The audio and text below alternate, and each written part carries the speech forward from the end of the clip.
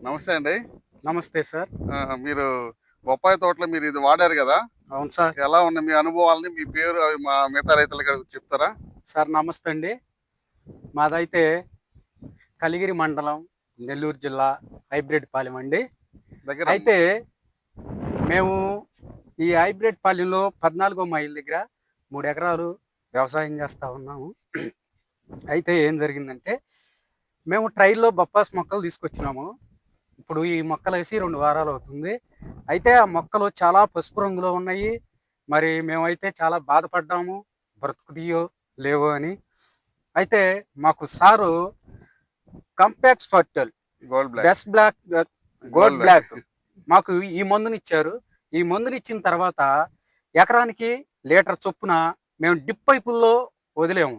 అయితే ఇప్పుడు మొక్కలు చూడండి ఎంత దృఢంగా ఉన్నాయో. ఈ మొక్క 2 వారాలకే ఎంత స్పష్టంగా ఉన్నదో. ఓకే. సార్ మొత్తానికి మీరు తేడా గమనించారా వదిలిన తర్వాత?